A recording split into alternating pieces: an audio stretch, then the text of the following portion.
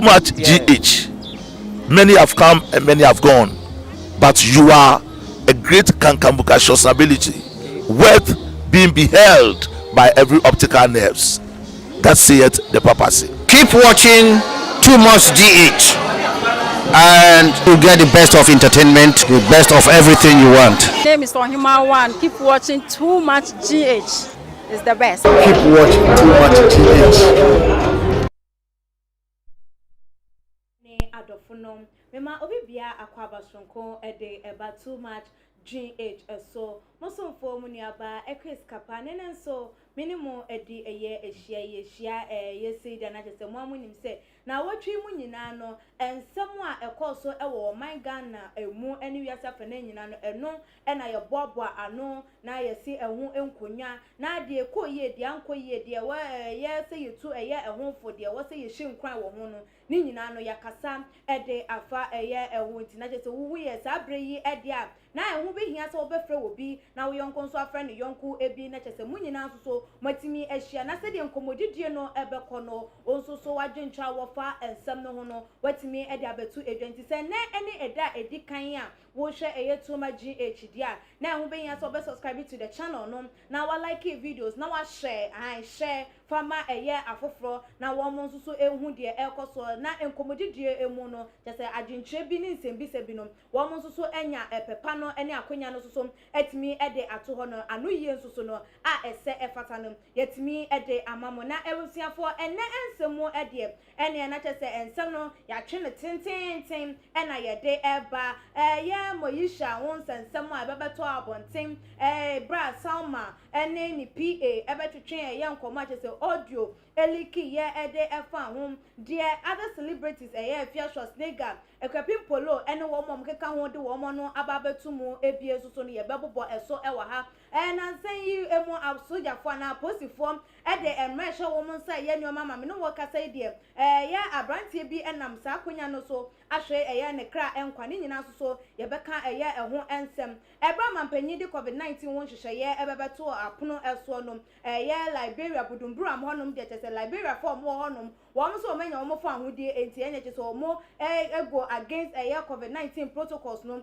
ye babo so enso ewo ahanom esem ye papa Reverend Isaac Owusu Bempah so said the monim no ye na spiritual works no eso no enam so amachese nuabode wabru eye ebia mebiaka asofo ebi enom na enye eno enso enkom Eagle Prophet enso ede ninsem bi ababa betu eja se ehu be hia so se ye be pensem na de etwa eto krampo ede ye mampanyin ne wo mo mpanyinfo che so mo tena se de akwakosia ene se National Cathedral yi ehu be hia se Ghana ni bia no wo betua ye 100 Ghana cedis eno so no ye be dwendwen ehu se wo mo decision no ebeboa anase enyeden emboa na ebusiafom na de ye di edikan ye audio eliki ye efa Moesha ni pa ne nsem o kan defa no ade na enam so ma enunti eye Moesha ekosa ohawi ene atiti mu nenum ena ne ye di edi eye ekan enti mon ka me hwan ne yenkon hwe video no embra ne ye ba ye me guest no me yi no ede achom ne nkomo no ye de ahyehye so enti wan waso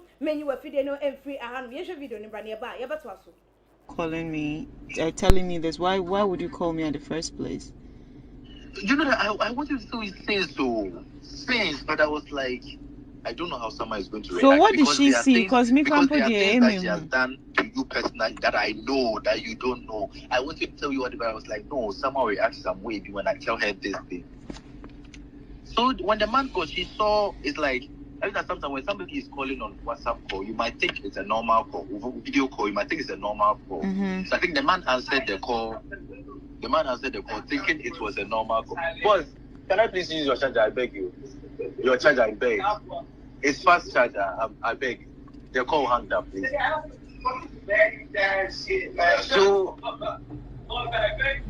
So this girl saw the blood and the whole thing on the phone, and she screamed Jesus. So the man called her on video. She picked up. No, she was the one who called. So she called the man, and the man answered. Yes, she was calling to apologize. Do you know, more times whenever she offended the man gets angry, she calls the man via video call to cry, to pretend as if that kind of thing. So is the man like her boyfriend? Yes. Her boyfriend? Yes. And this man too, no, you've told this man that he's the only one you are seeing. And then there is another man in Ghana, you've also told that man that he's the only one she's seeing. So this man gives you everything, but you still go, even the house, no, this man gave you money. You also you took money from different people, and you just spent it.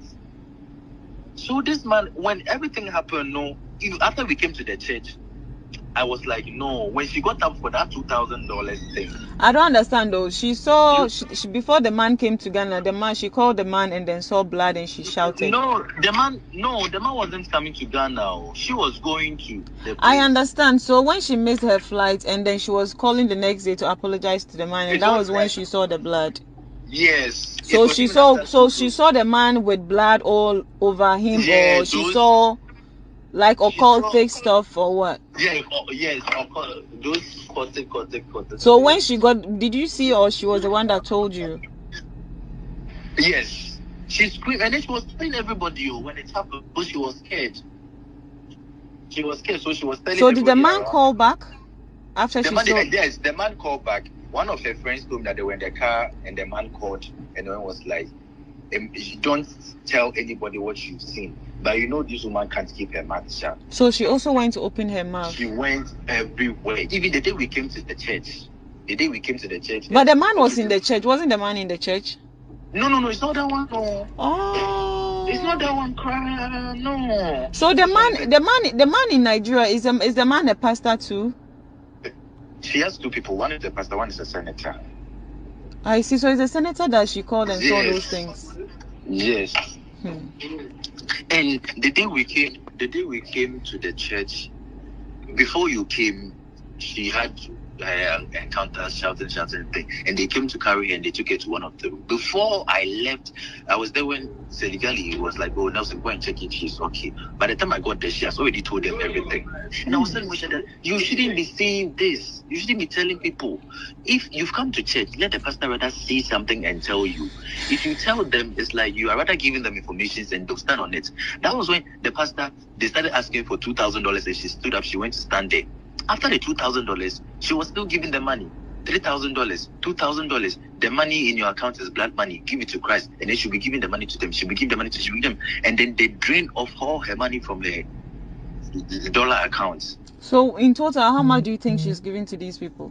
She gave, because the first time, you remember that she stood up for the $2,000? $2,000, yes. Yes, after that, she sent $3,000. After she sent $2,000, I went with her to the bank. All right, she was like, "No," it's because like she really wanted to be saved, because she felt like she was going to die. Because after she saw those things, yes, and they told her not to say it, so she's now rushing to Christ and all that. So she was giving out the money. She gave off all her things, including her bed that she sleeps on it, to Victoria Michael's brother. She gave it to people. She gave it to. So she's giving everything she's got out. Yes, because they told the Victoria Michael's brother told her that everything she's got is bad money. Yes, so she was giving everything out, including her bed, her wigs, her dresses, her shoes, even the couch in the hall, her paintings, her pictures in the frame, all those things. Now she threw everything out. So the last time, what happened? Penna came to visit her, and then Penna, I was the one. I went to Melcom to buy them students' mattress. So Penna was like, Auntie Moesha, why are we sleeping on the floor? Because whenever I come, and then she was like, she has given it to the poor. Penna left and went to tell Ifeanyi Schwarzenegger that me, I won't go to Auntie Moesha again. No, she has given her bed to the poor. So I was there when Ifeanyi Schwarzenegger called me and she was like, "Nelson, she really needs help. We really have to do something about this." And I was like, she also doesn't want to accept, because the church, to the poison her mind, say, "Obia or get closer to even talk to her." She doesn't want to take it. She would rather call them. She called the pastor and tell them. I remember that Leona, Pascal, they came to advise her and stuff. She called the pastor and told the pastor. Victoria Michael's brother? Yes. She will call, and then she has become so, at a point, Victoria Michael will cook, and then she will come do it, and then she stopped. After they had that money, it's like, now you should call them I was there when the securities called me that I should come and pick Moesha. And Moesha is walking barefooted at the roadside walking. Oh no. Working, so I should come and pick her up. We went to pick her, we called this person. It's like, we are disturbing them. It's like they are disturbing them. Later on, they came to pray for her and other things. But they went, sometimes something will be happening, you call them to come. It will take time because it's like now they are not getting whatever. Could you imagine that? VGM is, I wasn't. This is not your charger, please. Your charger is there. VGMAs, I went to the VGMAs because now it was Mona's birthday, so after we went to Twist. When I came back, I saw ashes in the kitchen. I was like, what is wrong? So I asked the stepmother. The stepmother was like, nothing, no, the pastors came over. And I was like, Auntie, are you sure everything is okay? She was like, Nelson, I don't even know how to say this. And I was like, you don't worry, we'll talk in the morning. In the morning, the cousin himself said, Nelson, do you know that Moesha bent over 50,000 Ghana cedis? Bent it into ashes. Bent it. Why are they telling the girl her money is bad money now? She bent it. And then what happened was that she was doing something small in the house. The Sunday she went to give the testimony. So the families will come. So Mildred came to do the call. So Moesha went upstairs and brought the money. She gave everybody bundle. Hey. She gave everybody bundle. So they said all of a sudden they were there. She came screaming, shouting from the top, from the stairs. She came to take all the money back from the people. From them, and then she just set them up late. She put them on the stove and then she bent it. And I saw it because when I saw the ashes say it is within 200 CDs, 100 CDs, and 50 CDs note. I saw all those things. So the very morning, Farida and the aunties came around and then they saw that the house is empty. So they were like, no, why do you have to do that? Why do you have to? So they started shouting at her, like, Moesha, why do you have to do that? So they were even asking me that, you should have. And I was like, I can't stop Moesha. Moesha is not somebody you can stop her from giving the heavens out. I was there. Even I was there when she gave 3 bags of things to one of my friends, her weeks, 7 weeks. Even Susan Channel's body creams and everything. She gave them out. So what the first thing I told me was that, Nelson, it will get to a point Moesha will realize that why a mistake and she'll be asking for her things. 3 days ago, I was there. She has started asking for her things. It's like sometimes the mind will come and it will go. It will come and it will go. It will go. Come and it will go. So now you feel like her mind is off, Visa. It's off. It's off because me when 4 days ago she wasn't feeling well and I called my mom and then my mom was like, she wants to pray with her. She called one of my uncles to pray with her and she took their numbers and I told her, say, Mo, I'm telling you this, my mom and my uncle that have taken their numbers. I don't want you to call them and say stuff because I know you, I know what you can do. I know. And then she was like, please, so I'm a changed person. Forgive me all what I've done. I was like, Moesha, I can never forgive you because whenever I see you, everything you've done to me reflects back. I've never done anything to you. I've never harmed you. I loved you genuinely. I helped you. Somehow, if I tell you what Moesha even did to you, will open your mouth. What did you open your mouth because you had no intentions. Like you were, even though you were not talking to her, you weren't out there destroying her or anything, but she was there destroying you. She was there behind closed doors doing things. Wow. To people. Doing things to people. Wait, me, I'm interested. What did she do to me? I'm curious. Yes, I know. It's gone. Let's not just visit the past. That was why she called to even apologize. Even it's not like apologize, but she called to and then you hanged up because. And I told her we don't apologize like that. Just tell the person say. So 3 days ago at the hospital, she told me, said, Nelson, I know that because of what I have done. I was here for now. Said Moesha ni PA no ede ensem no ebebeto abonten no na na just say nam so ama nuaba ya sama no no ewo conversation no emu no no so ebe responding to sa ensem no na yebekwa sama nsem no eso na ansa no na me kai mo ese Ochade Herbal Center ena eso ya same ema ye di edwumedie no eba ebebesom mom ochade echema na chese yare biara aye kranko ete eye woso se eye gonorrhea ena eha wo syphilis candidiasis ena ebiemo enso so no wo ba wo pe eye awo chese wunya eye awo enwo ochade ese yes how no die wo channel so kra enu to betimi afa the number e wo screen no eso anaso be hwehwe ne cha kwan e wo eye danso man be man so agesa wo be ma so wo low sperm count ni nyina no so otu eye asem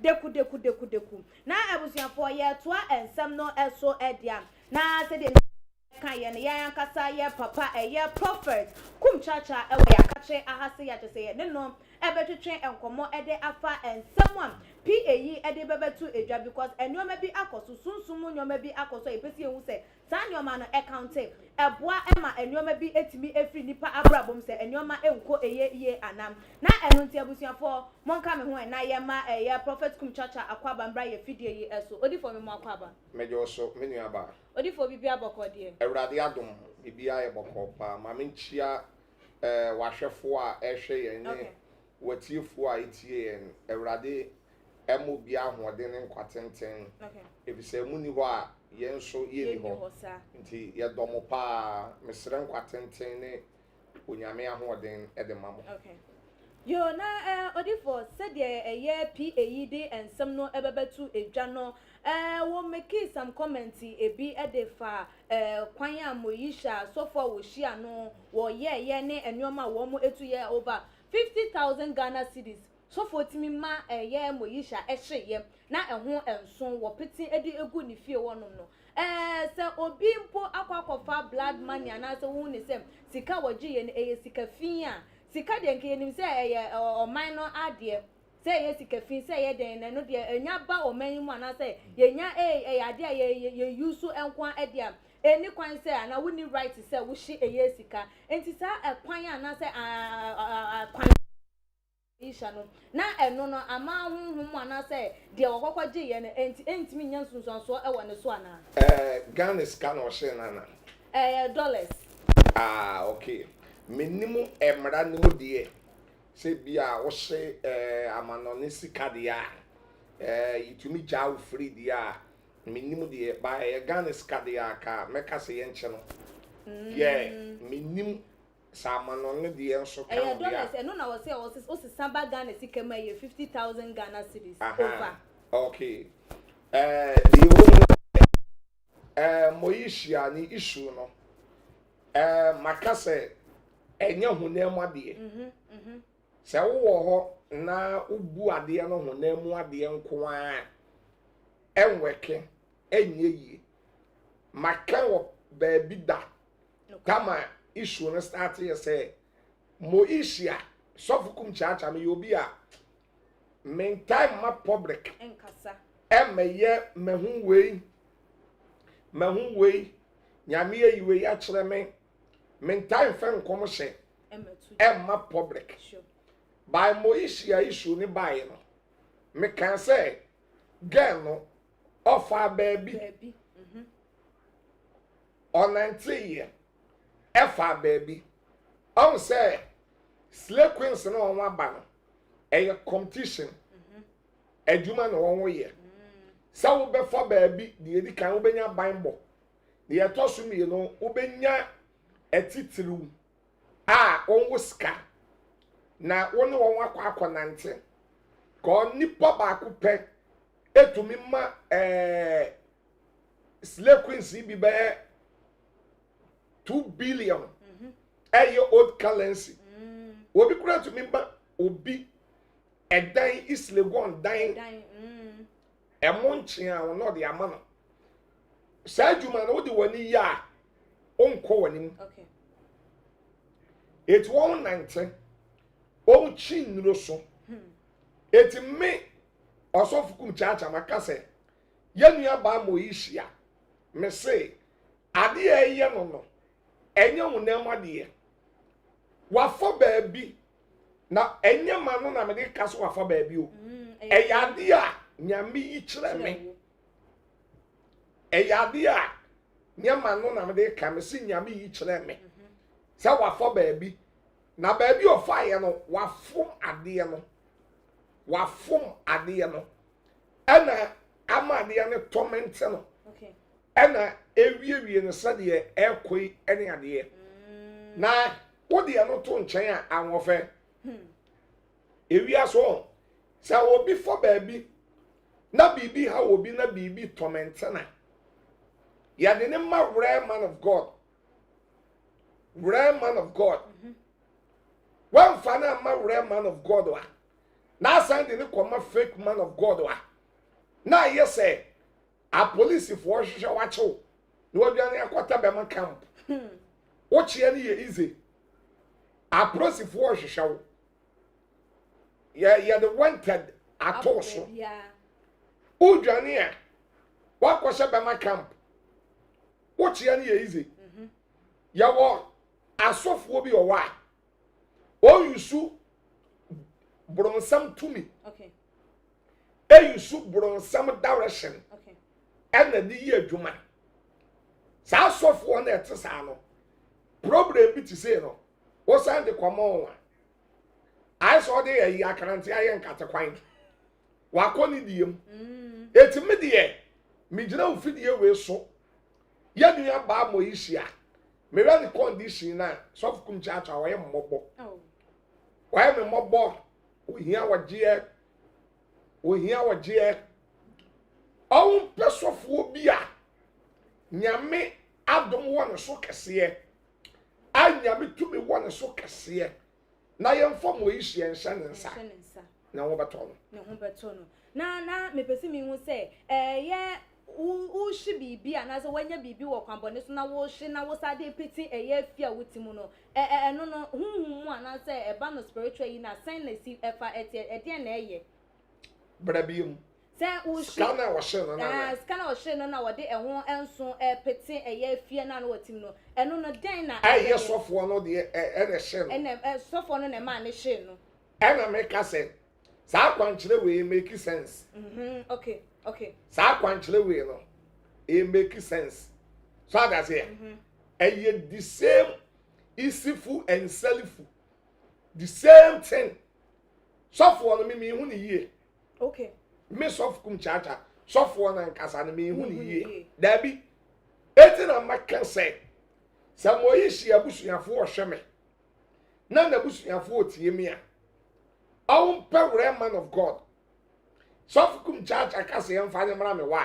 Ye be kase nti na me ya advert. Oh ya advert ende no kre. Awun pe Ghana ha. Asofo abu. Ye wa asofo na bu ba ye wo bone wom. No kre. Ye wo papa fo. Ade bi ye wo bone ne wo papa. Ye wo papa ye wo bone. Ghana ha.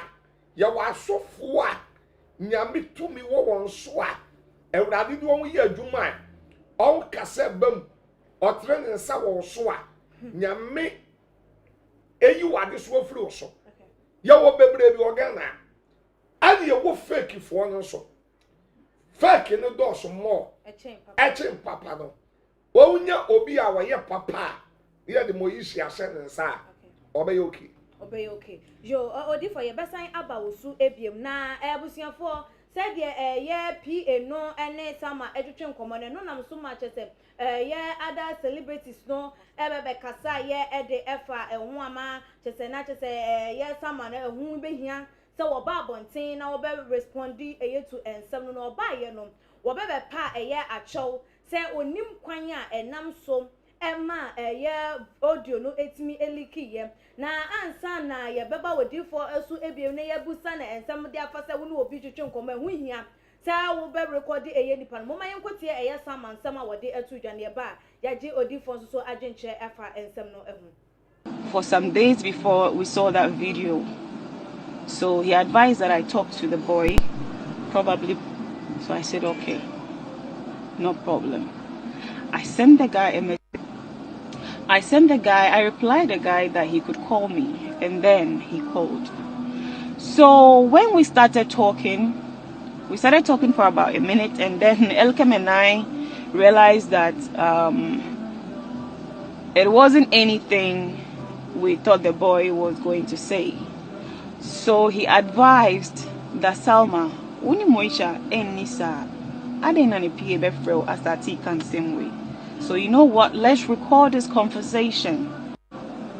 So he advised that we record the conversation because we do not understand why the boy would even call me at the first place. So he recorded an audio and later on sent it to me.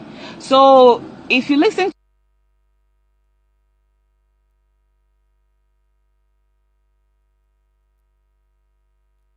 to the audio, at the beginning of the audio,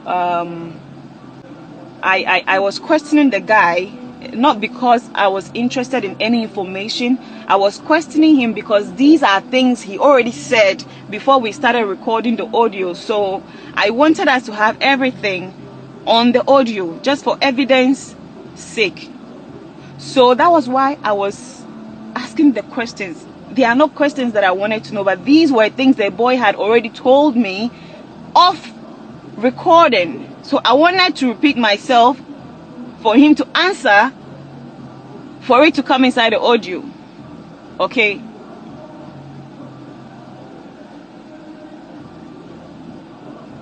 So that was why I asked the guy, not because I was so much interested in what really was happening with her. And then Elikem sent it to me afterwards.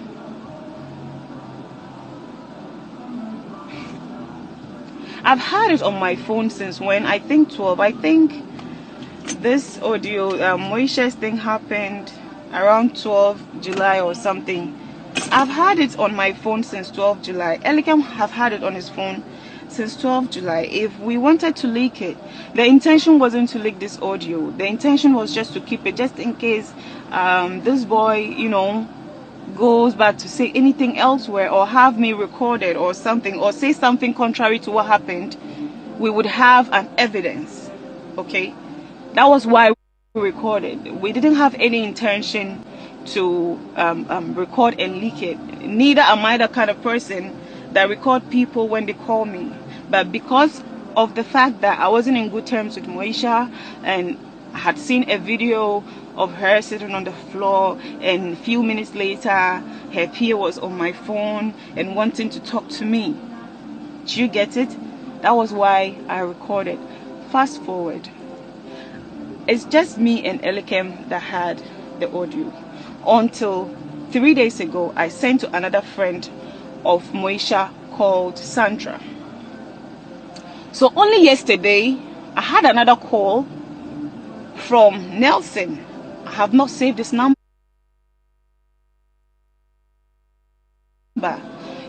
It's me, Nelson.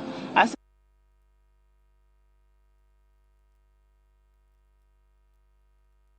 okay, what's up? He then asked if I had 10 minutes because he really needed to talk to me. If you listen to the video carefully, the boy kept talking and talking. At a point, I even had to tell her that, you know what, it's enough. I have to go. Because it was a 22-minute conversation. It was too long. I had to go, honestly. So I told him I had to leave. So this audio wasn't out.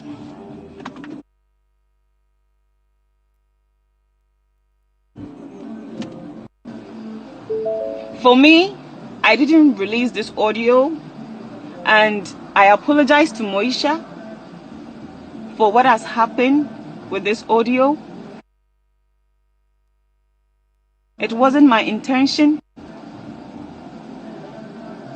I apologize to Moesha for this audio being out. It wasn't my intention. If it was my intention, may I never succeed in my entire life. We had our differences, but this isn't something that I wished for her or for anybody, nor even thought about or even had in mind. Okay, so please, guys, I am so sorry. I apologize. I'm not the kind of person that you think that I am. And to Moesha, I have forgiven you for everything you have been trying to apologize for. I pray and I hope you recover very soon. This is the end of my live video. Again, I apologize. It wasn't my intention at all.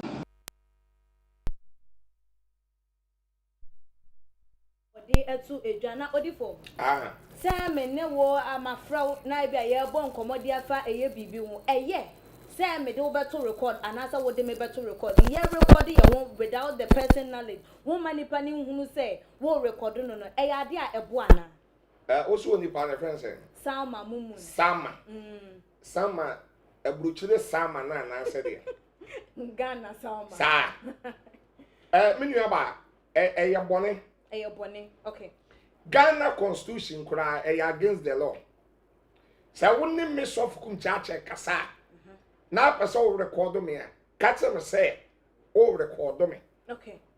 As all mammy tea see. I saw be dinner baby. Now we try the picture. Yan any probably no say a bonny. Mani pane man and quine. Now won't say who try me picture. By onset Ghana. Near maybe a why I'm fine yenny assem. So will be dinner baby. Now we try the picture. Against the law. Okay. Sabi a brochure for one crab to me. Anyone comment about and say against the law. Okay. By Ghana, no, Yamana na ye bibi ni ade. Sabi so kum jaja na number one. Make kwa no way you upi you camera. No way. Abraminim no chame. That be yanya de yesa. Eti me da bi am kase. Obi a woni ne kasa. Mami femfri ni same ra. Okay. I say obi a woni no edi agoro. Na wo ye wadan for no tie ba won chen. Na da bia wo de obi hu asem ba. Okay. Se nipa no hwe ni ye. Okay. Na wo so de wo de ko. Obi de obi hu asem bra wo da bia. E ma ne nya wo de. So be se nipa na ma. Sade atie bia wo de ko. And then someone wo be kan no. Awo tena se be 20-30 minutes. A wo wo kan no. Wo ye sure so wo tena what se mu. A wan ka bi. Okay bi. Eti hwe nipa ni ye. It will be a one in a casa or record do be we dangerous. Yeah, we dangerous. Ya one crophobia or what? Ka Adam for Fomono. Once I met to me no father for. No problem about na yen tamati.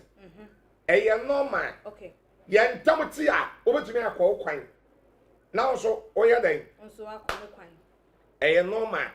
By your one crophobia or what? One will be the agrona or tamunya program net here. Secret ya war nini panning temu be a lot. Not the other bontain. Sadam for no yadam for pa. Or yadam for bonnet. Or ya kaidani. Okay. Why your summer belandi. Why your talabani. Why your bronsam. Adiatia may used to say well the way. And the Amasani pan said, O bia, what is a biano? So Okofana dan fo a hwe yie sade ensuo ye ye no sade owia ebeye sade wode ye ama no sade wode beye ya okay eti unu obi kasa no record wa sade pa no media minima dwen e woni patirimu a sai me no wo kasa no wa record me o record me sade se ebia na bibi ni ebia na wo de wakwa akodane ase no se ebia me no wo kasa o si ye we nipa sumesi ye de wo no de ni tibon koso ne ebia makoka se o ye prophet church was here na wo de wo je se enya de se asundue de asundue wo benya bi enti so wo record a na no de watimi de akwakọ gina wo se enya sa na me kan ye na me kan ni say enti wo hu ni say ebia bo ni e adwin na wo utirim se wo record me say okay it's not a nipa ni masem kan nipa timi dane asem eti no catch them say o record me say me kan so a wo so be hwe wa no ka say ye kan ensem e wo so wo kan me nua ba ma me kan asem kire okay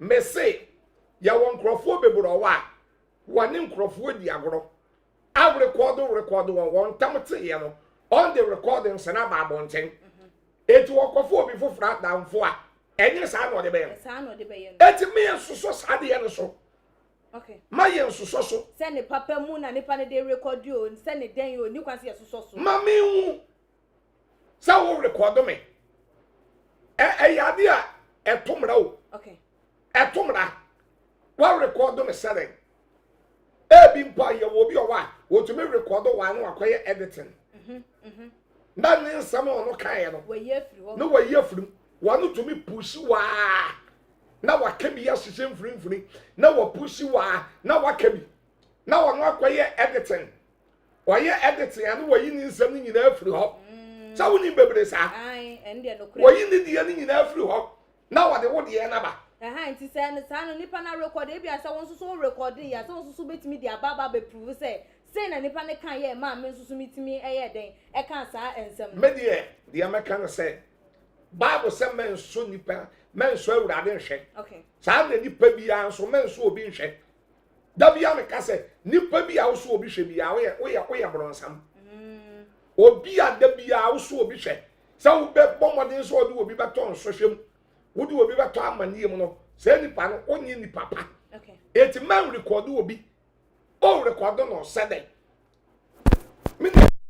odi for na say o kan sa dia na ene na che say ene Ghana ha mo bi afom mra o because obi FBA ne shop said they are high away na ene say me director na me boss the camera AC ha no mo abrami ni mu a say no so me so wo record mi o ti say bibi ameye no ono so dia na wo pen hunu nti a enu so wo record mi ti say ono so nke beti maka say e ma no so nti ni eni ni na say nka e hu nya say the CCTV camera bebo ba bia na say ade na bo wa e bo se wo behu na ade kosia Dabio, we are the internet CCTV camera. How do you see? Also, if you are on my in a light form, and you what do you say? A record. I saw police. O kwa burochira. Burochira police. O jina kwa ho. Okay. Uhuno. Okay. Eti wa ko speed kura.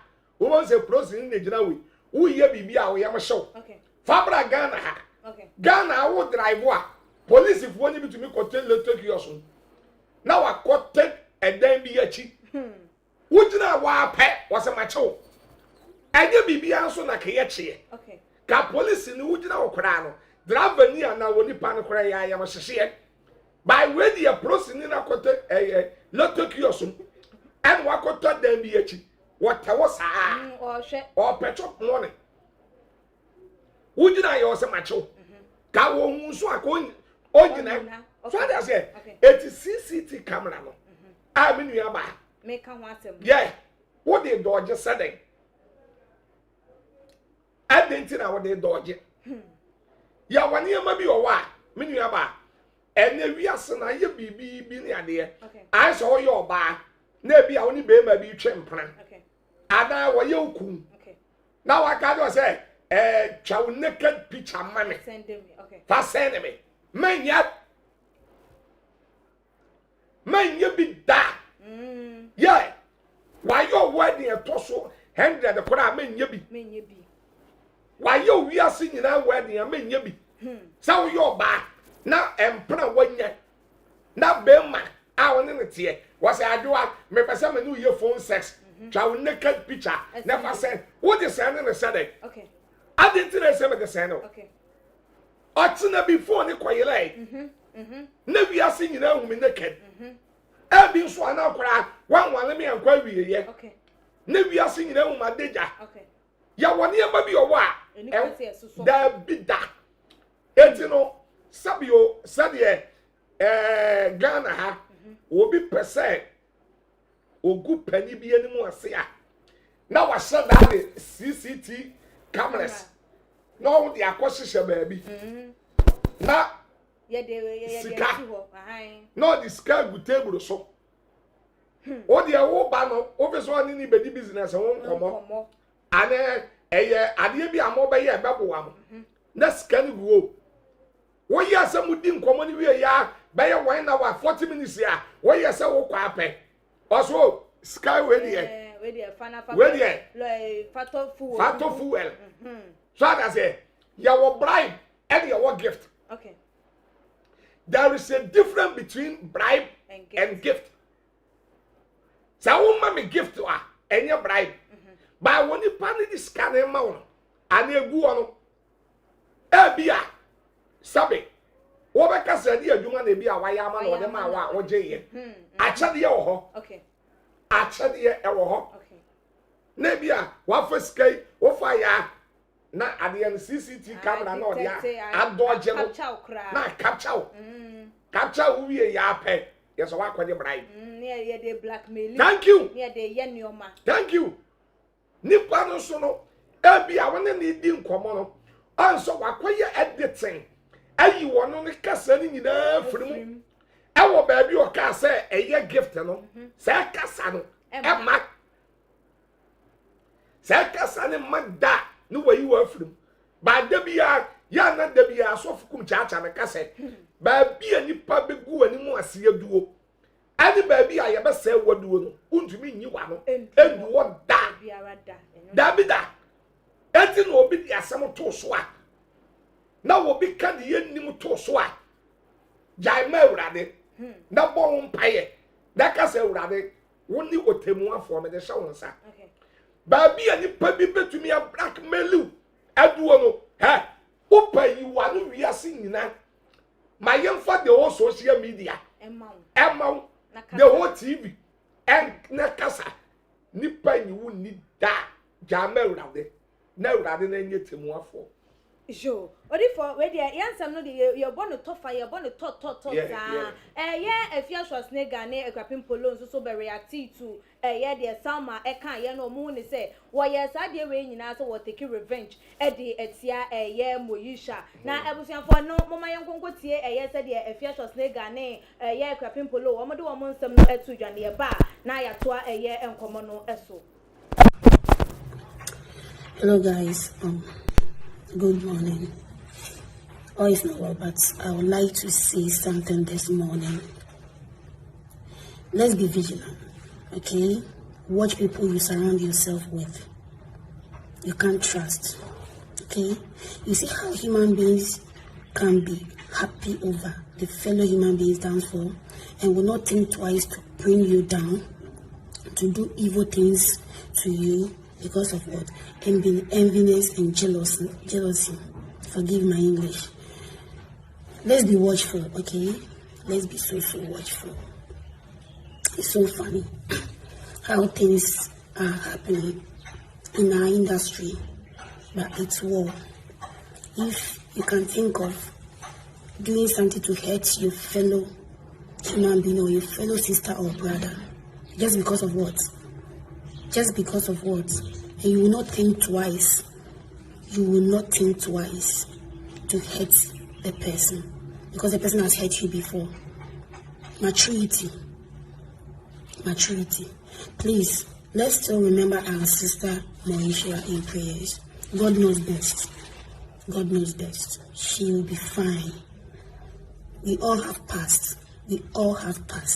Yes, she'll be fine. And let's always remember that the greatest losses can be the greatest lesson in life. I love you guys. Have a nice day. I'm so disappointed in whatever I'm hearing and seeing on social media. Audios and what. Let's be mature in life. I love you guys. Kiss.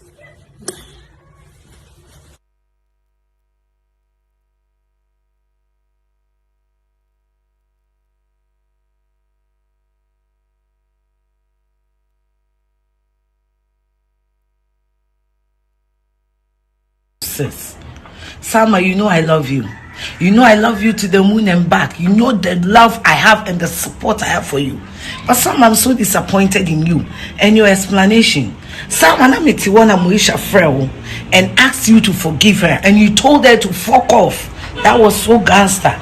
And now Salma Bas, but you knew the boy was lying, yet you recorded the boy. What was the reason of you and Elikem recording the boy? If not to leak it, no recording said don't be happy. Yes, when Moesha called you for forgiveness, Moesha was sick. Moesha was yare, and she called you out of a sickness. So what's the reason of recording the boy? Nelson is lying. Nelson told me a different version of the story and told Anekria a different version of this same story. You recorded the boy because Moesha bloggers so that you also get the revenge. So it's admitted. If not, I will record this conversation with the in Sama. Ubebo restaurant. You see, you fire and Sereni Power. Ya read your mame. Yem fan nipa because we don't know how tomorrow. Obi nim the better watching. And see ya ready. And Sama, as a businesswoman, after doing this, me quite Mr. friend. You know, I call you to order food. I am scared. What if you record me? What will you do with it? And try ye. You are a lady, you are above this. You are above this water. To allow Nelson to drag you there. And someone else in no kind of bois. He spoke out of drugs.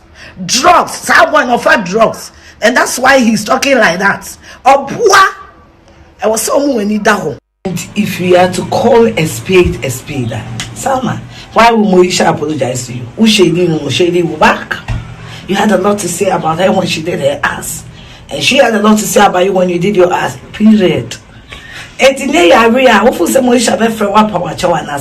be honest. You guys meet at parties, and even when I beg each of you to hug, you don't. You all have the same sentiment towards each other. And Moesha or why then? So power why then? Me winning someone else in front me say Moesha the ayame. And someone else in catch him say Moesha the ayame. I want to say Nelson no here no chair Moesha. Sama, one merely came, then Nelson and drag you into this gutter. I'm so disappointed and so disgusted.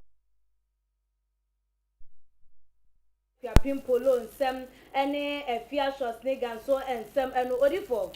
Yes, Sama, yeah, can once me, and maybe a trim much as say, yeah, Moesha, say, or see a friend of Mauritia ye, or Cocoyan, so, O Sama, Oberbecan, yes, and a Moesha, or Cocoyan, so, and yet Jim Bian, and yes, say, Bia, and a tune of Wacoye.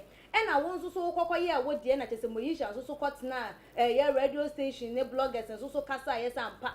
Once so Wacoya, to what they can, what dear, who call Quapai. And the and no Namadu Donner say, record ya or record day a year Moesha ni PA no, yes, and what the yes said or the good a year Moesha ni more as say. Say Nipa because of say Obia Wadia to Ube pay the back up. Ya the Nipa na yari and I say Nipa ni sin to ye be and I did good anymore asiana. Medas on say. Owo jumana wo ye na nkasa na yesile queens no adwuma no enam di kan kasa akoye competition de no kre so that say wo to so a obi person de ye kwaye kese eche wo de said ya wo be ya wo to on so no enkrofo am na yesile queens fo ni bi nso be kasa enyefe na we de efri hin okay enso onya bia ope it's no owo problem problem do mu obi owo problem pa ana wo hwe asemo a afia ne ye kan sen akuapem polo kan ye na sabe ho nyansa wo ba mi ni awo yade ye de ye mfa yade ensere twa wi ase da bia me kase ba bia ni pa won ko ho da no ye nkan wansem no kre sa won ko ba bi da o kan wansem a why mistake pa ya boss asi we so we obi anim kwan wo befa so obewu ado obi anim kwan wo befa so obekọ ana obi anim de ya beto no e wa asasi we so a wo de be free so akọ okay sa obi nya accident ya na owu a na wo the accident condemn ni pana wan hwe yi a won so unim se e bia wo kura de enye car accident now they are a brain accident. Now they are your one atete. Be to me see. Okay. I will be assay. Yadia, ya will be assing. Hey, soft wood to me, yale. Hey, add to me, yale. Minister yale. MP yale. President yale. Hi, the new say. Sabe. Yadia when you be kuno. I will be flat as a force as you saw. Obeko. Eti enne atomo yishia ba ochena wa oti ba bi awo sene no unim de yebeto eti na mpanifo bu be se so akoto se wonyonko abodwe se ehia na wasensuo e de esi wo na de wabodwe se na nkasa akowuram sade ya be ya ejane ba entumi nya kwan e mehye wo de eti me de sa wo de yale yesiri wo bi de dabi enye ne kwan so kora enya na kwanso me ni yo odi for we dey to ayansem no eso me pese me hu so akwakoye sofo yi dey we wura asofo rems because asofo mienu videos bi e wa hanoma ye be play na ye tie wo mo ensem a wo mo e kana pese me hu sem eba no say ye bo eye obi edua na ye dumi obi e wo bible mu duabo ne ye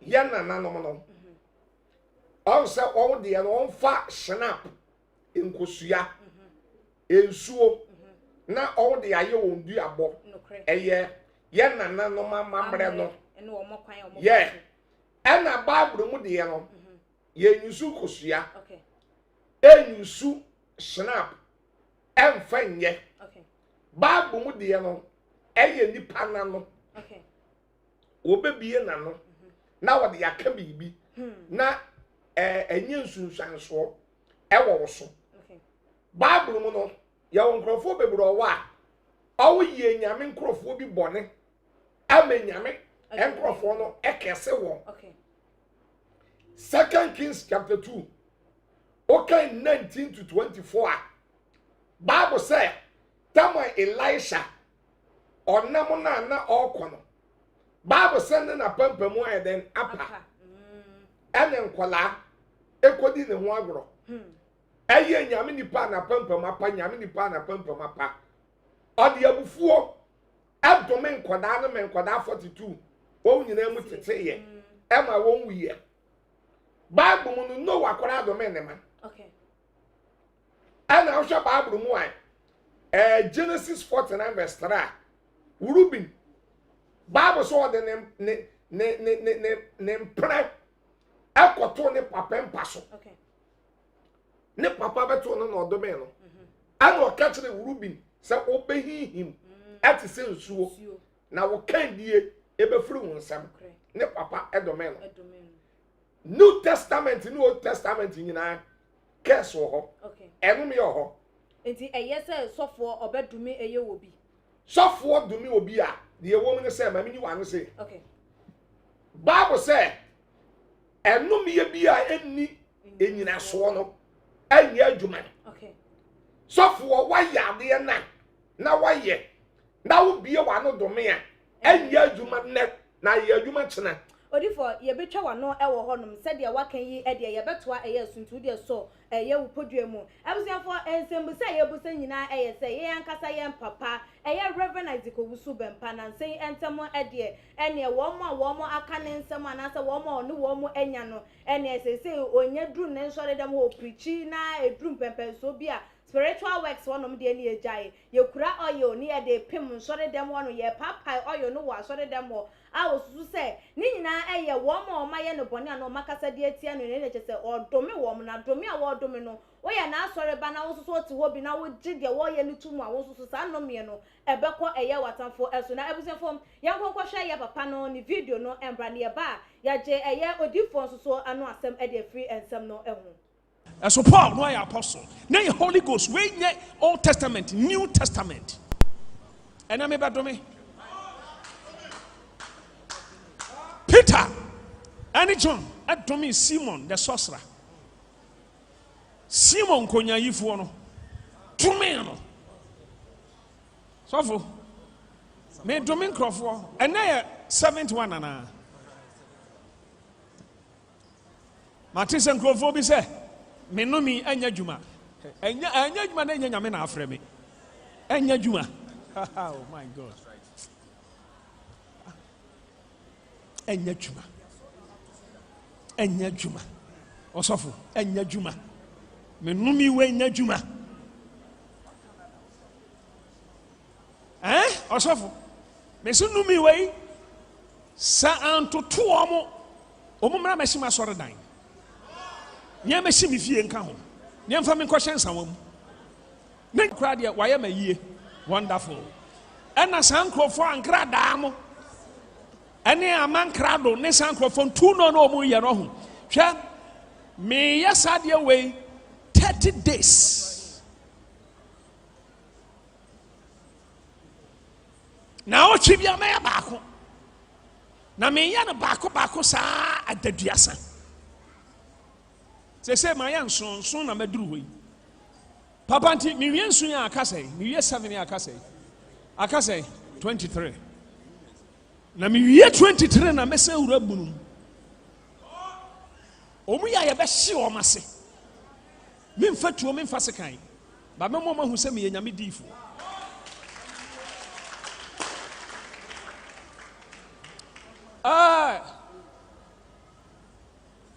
konfo oba no ya frano Agradaa Patricia Asieduwa ana Patricia Asiedu said ya bottle ya bofuma papa no sa no nyame strike one na dofo nyame strike one ne ma strike one ni kuru obi bia one mami we one link one ye omudi ya me ntwanto so o ma twa to me so no striking and call so onyame se Jeremiah fa kukuo na fa omere magina wo nchen na kogina kro no na afo na fa kukuo no bofom ne paapai na se ne kukuo no be paapai no saa na me Nyankopon me paapai watamfo ene Israel atamfo ena Jeremiah ye ne saa spiritually sunsumu Jeremiah frɛ o man sunsum be hye kukuo no afra o man mu nipa nyina sunsum be hye kukuo no efiri ohene ekosi akoa odehye ekosi afana frɛ obia asrafo wom frɛ obia honhom ko hye kukuo no ena ode bɔ fo man ne paapae ena o se sani kukuo ya paapae a onwumfo bia ntimi nwini kukuo yi sana Awurade ebe strike matamfo yi ene Israel atamfo abra obia ntimi enye omu yi sa mana dani amanfo besi nne adani amanfo enne me frɛ Patricia Asiedu honhom edi wura saa bottle yi mu saa anwinni yi mu kwa Mark a oya amankrado ono kura de obewuti sa aboa perpetual donko ono kura de onim yare bone be bona ma na sofa afre huo esu ewuo be delay no oba pro kateso atete ansa na wawu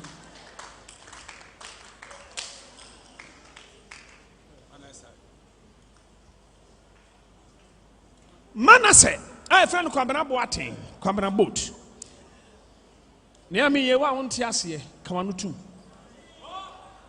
me jitum so nyame peso di we set example eman krofo mu sori anu mu di asofo atem anyhow wodi matem amemfa ho bad me ntwa ntoro nto me so de mi ye min no mi obi a waka me ho asem o ana obi a wadi matem dabi waka me ho asem no wadi matem a wonka ho bi nya wa bad ne odi entro nsem ato me so de me nya ye osema ye no ogusu twa ntoro to me so na ni da ho no awi ataso so obedi matem agumani mase asopa me obi kura so obegu me masori obeka me ho nsema twetwa ntoro to so saa mama sori agu aye fe no kwabena Mark amankrado me sisa brantia no obenya accident bia ne remfida obenya accident obenya wounded esuno onwi obe suffer ansa no wawu sem ye nyame di for dia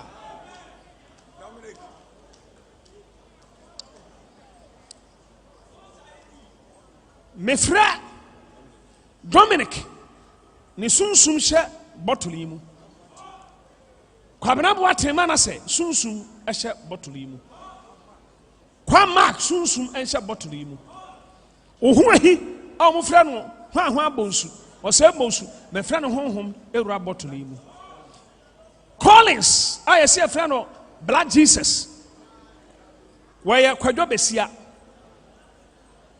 ono where gay me fra no honhom e de hye sa bottle yi mu ana ho abie asa enomi enkosafo ni nyina so won soso nkrofo bi ahia ma nadwo ya ohumi ti ne opeso de yarebone eba so ne opeso de owu be fa wo ne abosori atia afrusi kasem so kosu awaresem so sa honhom no so ye chiwo mo be hye bottle isi mu Eya pasa me ntumi a wani beje na betra ase. Sansa no me ko me matamfo so no. Na the same no me ko so atamfo so. Ni o sadambo emodam. Ebirum so oma djuma enya basa na omu sikasem nya basa. No omu nsra ansa na omadi. Ebirum so enya yare ani aduro. Yare aboa. Obebo mpaye se onyame ma owu owu se me ma me fa twen kakra ansa. Ebirum pro kete so, ebirum enya stroke, ebirum paralyze. Perpetual donko. Patricia Siedu Agradaa. Kwa Mark, ana kwa Markiel, amankrado. Kwa Benabuate, Manase. Dominic William no. Osebonsu ohu ahi. Ana sa apostle bi no. Apostle bi. Was why apostle. Ana Collins Black Jesus. Obibi okra hu bia. Anu omo mo hihya ase asum mu. A omo nyi omo nim.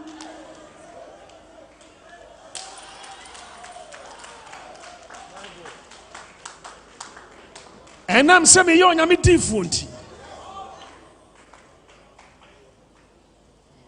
No nyame nwene me to yafunu mu. Ede me ba te asefo asase sunti.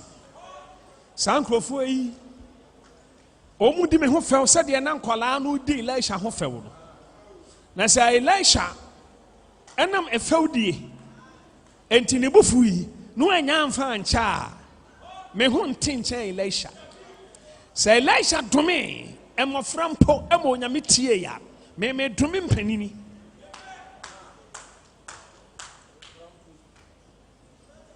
Onyame on konkron utwifa Paul atamfo so twifa Kristo atamfo so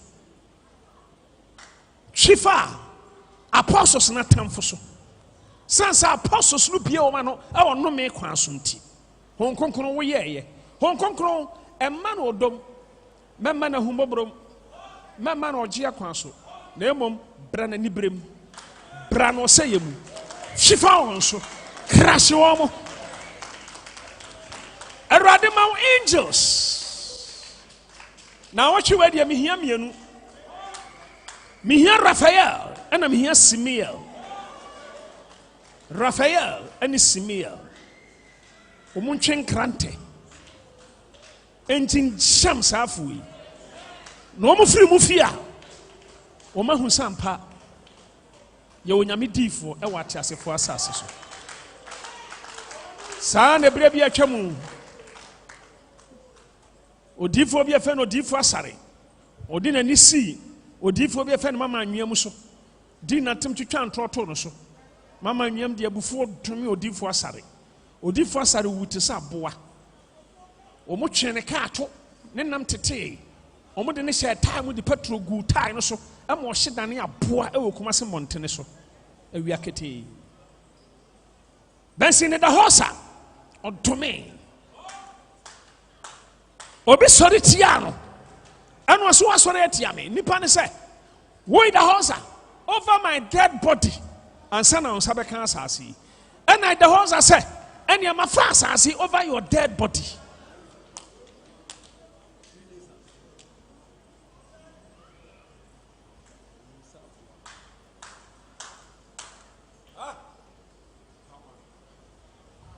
Onipa da sani biara.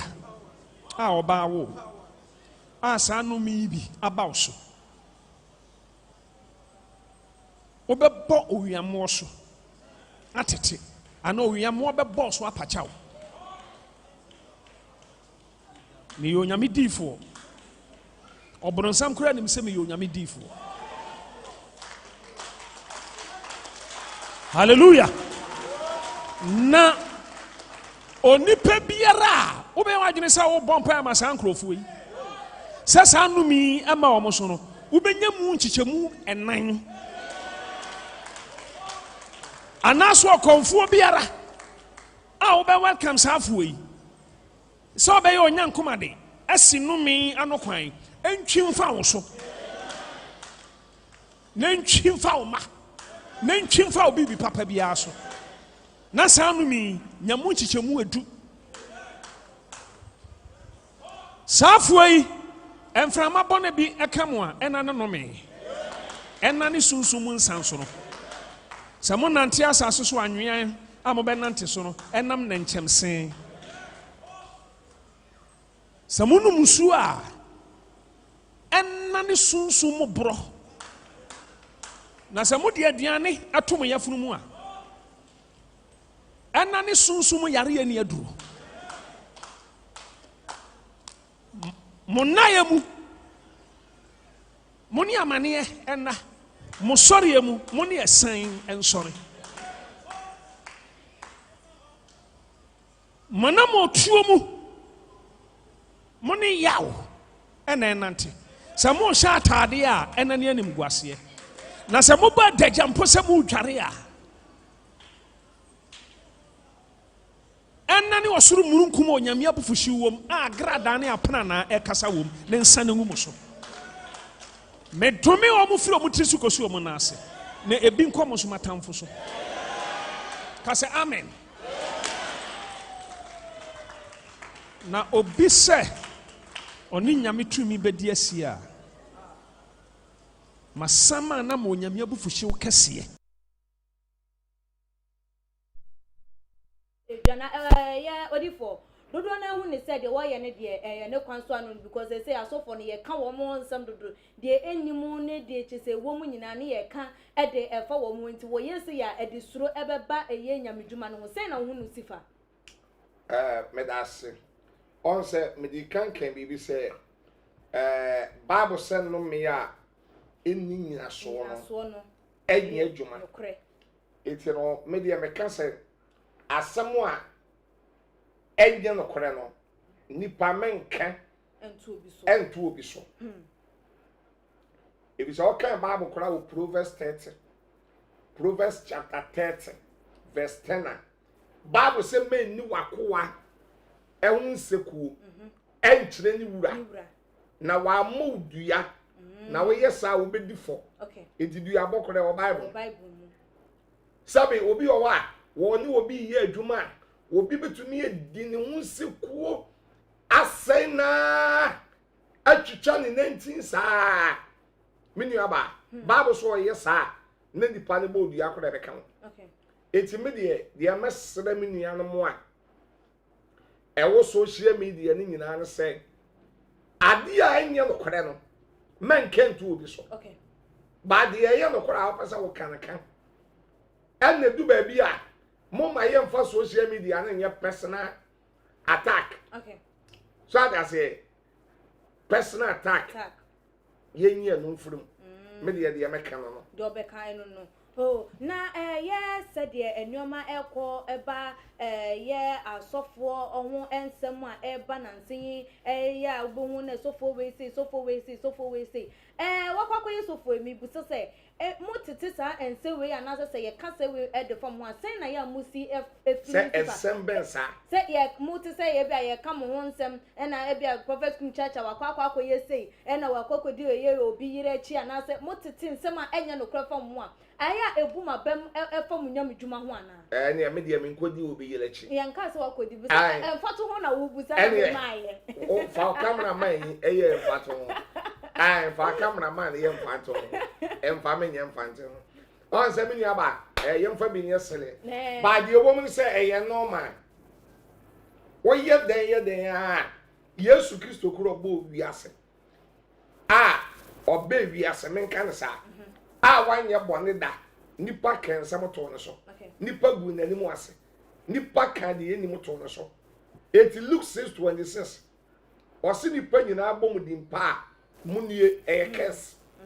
obi akasa we good a Bible say ekes okay and Matthew 5:11-12 osi nhira no so yam no time na me Yesu me dinti odi atro kensem bone bebre to mo so eba ne saa momo mani nye na mo sepam na market ya so wan fa soro saa na odi ye difo a edi kan eti me feel say why your public figure no wagye di ni de wo ye den ya nipa be twentwan to so ade enim ya de beto so ya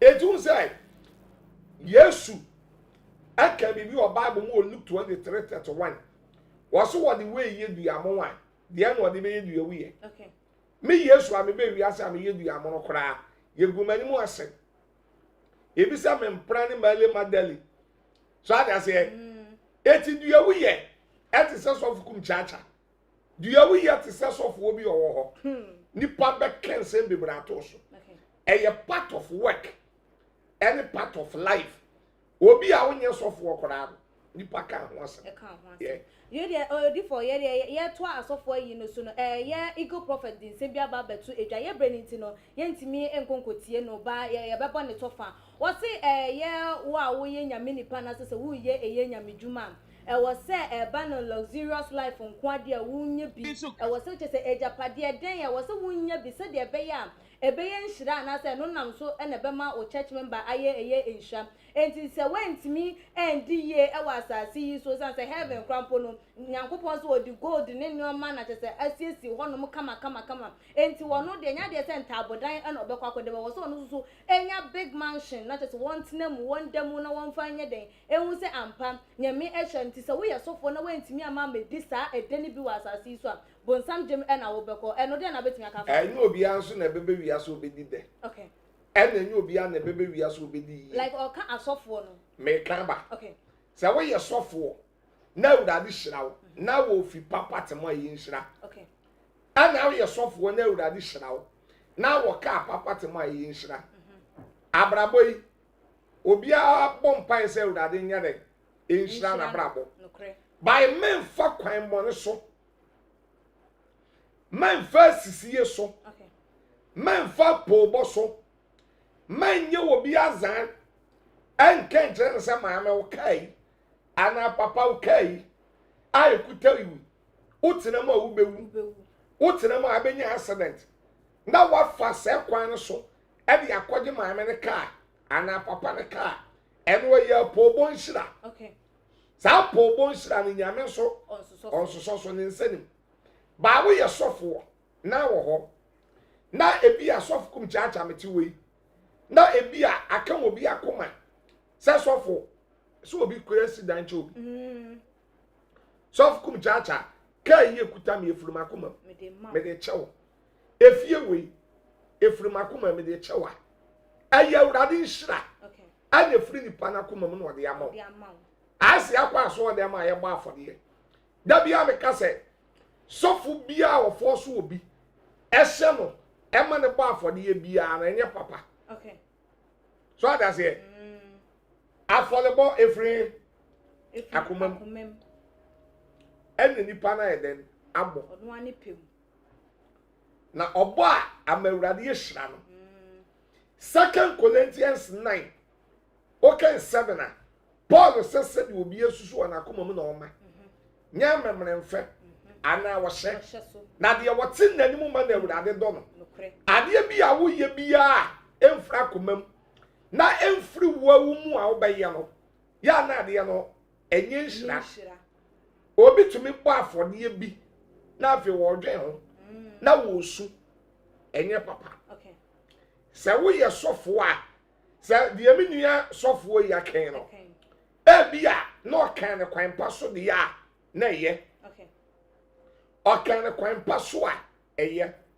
sofo nyame hira wa wonye fie na nyame hira enye bone eye hira nko a because say Proverbs 10:22 say urade hira ene me nipa de fo obra nyuma won fa bi nka ho by sofo memmo apo so obo na wonye sa ne yama ne de a enye yo na odi for ye to yansam no eso a na chese ye ne dey ya na se na watwi mu ensem bi esi ye fa aposifo na monto bi a wo mu etu ye hu chese dodo na hu ni say entwa eyeye kra a chese motor riders a womo tonje na womo ko ye agin kotoku na chese womo akoto bicycle motor foforo kada foforo na no do womo register ye na chese ye post ni ba ko je nam say ye register it na wo tata womo a wo koko jina ye ba ko do ye register ni koko jina ye said the be anka post ni no o do ba na ne wo ba be ka de nti a wo ta womo anase say na enu ane say yes post ni yi twin no every ye motor no so de no to form na car no so free ye kwan no so eba ebebetwi fa no so eno nam so amachese dodo nam ebu efu na ye nua be ma na chese wo ho no mode entwemu no efa ensem no ho eba ye yenkonkote ni ye ba wo de aposifo no kwan a wo mo efa so no se eye kwanpa so se nye kwanpa so wo de wadwenche no atudwente abusia man kote ye nua no ensem no embra ne ye ba ye beto aso cycle na eko ye market age kotuko ena ye dur traffic light no na ye gina ye ni patre nti de moto foforo na ye koto ye ne ye last scene ye nti ena de ne ko market wonum no nti police ni hu se moto ni number mbo ho no o chase moto no ko ben no ana o pegya ne nan e ba be butu no awo moto no so abira o mo nyina wo speed so e ko wa to ne nan 3 times wa nye no ena me bra ne park ye o paki ye no obegina nanim ebisa ne se adan na wo dwane a wo mpese obegina ena me bra ne reply ne se ono won dwane ko bebia ana wo be crossing ne so moto ne stia no e twen ne ball form hodum na car no be ball no afa ye be fa ne be duru hospital ha no ma hu se police for bebre abe ka se ye kitato to wo me bag ne ana ma lock me bag no nti wo mo se wo mo pese wo me bie me bag ne so me se wo mo ntwen na me brother mbra ena obia mbeye video ansa na me bie bag no de ewom nu na obia hu nti omo be gina ye doctor for no gina ye me brother so wo ha ena bie bag no ya bie bag na hwe de ewom ni nyina bibia nim ansa na me sa me ne magu me bag mo anka omo ba se omo be fa me akose ye kitato ye nye krofo ye gima ye tojeni ye tojeni obia ohwem no onim gima me ye na wo matu ye wo Agradaa akwaje kotukonu say me nua no o de palo ko ye den ade ase ne baginim kanye palo ko no de se ne baginim ma on komoje no do adre do asem se kola no kutatuo wo me amro bas what you say nti kana for police for no so ma we ya kwa am ne so ye gane so no am fa papa mba nti na police ne ye kunu kwa ya tije timofo no ya kuna aye ya ba atibutu temo ya ode bia won tiase what you say hwa kola no wa kunkola no kwa aja ne busenfo aja ne yere ne kwa no oh ni ameka kire ye nuanom se wo munya botre no omonto omobo na yasem na aba asem so ba initially ne de ya na no ohye enti obi nya botre no ka amda wa menim se by all means asundwe ebeba and then asundwe ban so na nokore no ebedadi sabre sani esitie na wo munyina wo mkoma wo soro no ubisa obi asem bia ode akoma abufuhyew na bekasa enti ade beche na afei wo mkoma ato wo moyem a wo mani aba wo ho so no afei nokore bi e wasem no no wo mo beka they will not be so much sentimental.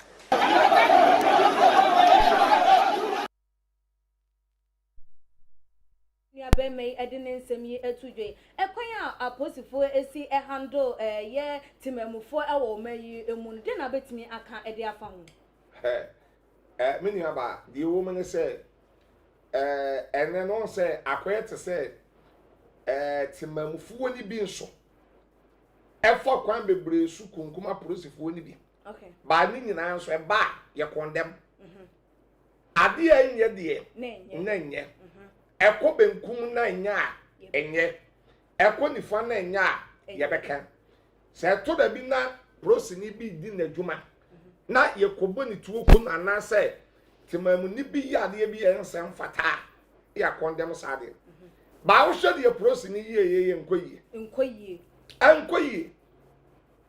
kwa enkoyi ne se nipa no onkuta tuo anu onkuta sekan onkuta sekan no se wafom mra kora eso de anko foto no okay na denti na se utumi twini free moto no so na de ne tofo ana okotofo emaka ekokofa ne so eti wawu ana wawu eno na ache say ama wo mo ebu afu say the apostle ne ye entwe yie kra say wo mo nso so esori di tia wo mo dia ye beka say wo mo emum na enye den enye wo mu nyantobo ase enye kra enye ya wade bi o wa ho won se mo prosifo no ebinom sabe mo nyina kra ma quantity so fallacy awa quantity no even so ma one shoot ne kra etu okuta na ma one shoot na wo bi kuta sekan a na dua na odi gu wa eche se okono ontumi no kre eti no odi sekan ne dua no ato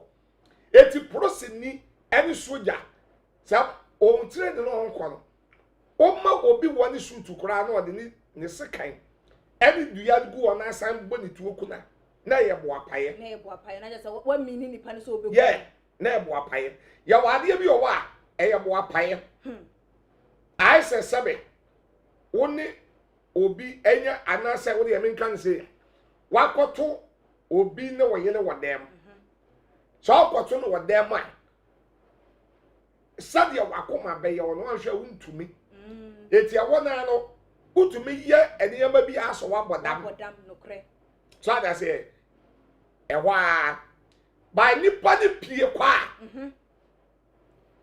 na wo pie ko na de ye che na so omu nipa no na wo ye ne boni bia na ye wadwen se o be se o be ye ne boni ana be ye ne boni eti we no sabe wo twini free moto ni so mini aba enko ye prosini no wanya de se emra no ni yeah na se emra no mini aba edi obi a sure so Ghana ha ne ade na ya na to da bia okoya yeso ya aban nipa na asem no hai na ya aban adoi hai na ya aban adoi obia ya aban nipa on settlemamfo ni bi ye niam bi etia prosifo ni bi tantantan ni nyina ye kasenye the prosini no wanya de ese IGP edene famra kwan so yeah ori di for ye de nkomodide no esia enesa na ye nansen nsem ababeto yapono eso na ye tete ye chese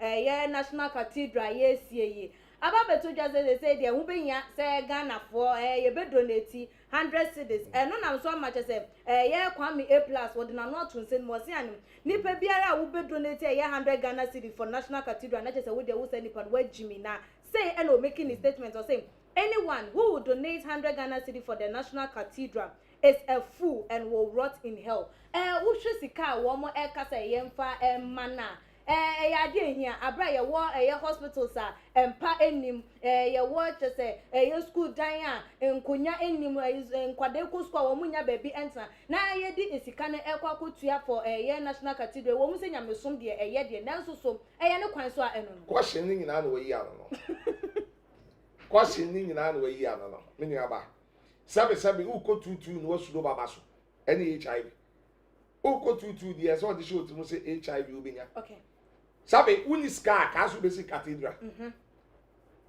finance minister abekasa finance minister eshe Ghana futuo mi ni ska aden also basic cathedral by force well by force rape cathedral rape cathedral no yeah uniska minu aba yensi cathedral ana said ye waka no nyame djuma obi ani wa on pese nyame djuma koso da ya wa Ghana hai ya wa ye nyina ya won sole ya bom paye ya kwa sole nyame obeti ye no kre says kana Ghana population by 30 million population yes obi entua 1 million e ade na ye fancy say cathedral me nua ba sofukum chacha medwen nwa mentiase ontiase says ka we no ube komakomu ano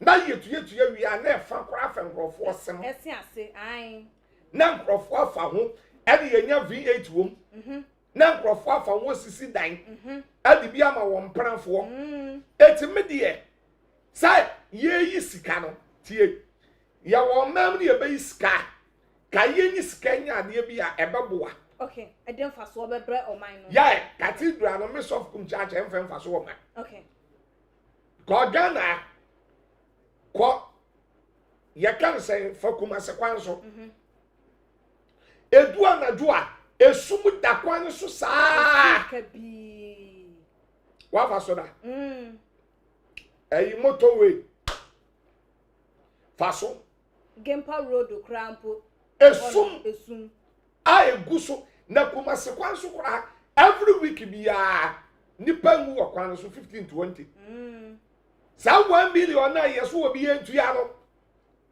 kaye tuya kaye mfanye kuma sekwan na nye double road ede mfaso obeba ekunkum ni ba stop sa kwan biya e double road wa na me sof kum chacha me free akwa kuma se a na me da ada se me de ba fa wura ma na me de ba pem na onwa eba no me ka no nkohia wo enye mpuni mpu na nkum nipa takura de kwan so week bia enipa wu ekwan no nye kokolebu ko 37 ko police hospital ye leadersi adam sa dwem fi ene adwem body kuta binti no owo yale a ne am so ko Holland South Africa ne ade won ko America Israel here the uncle Abrochile. Mama Kwaje Irish. Yeah, because your hospital no, all say near papa.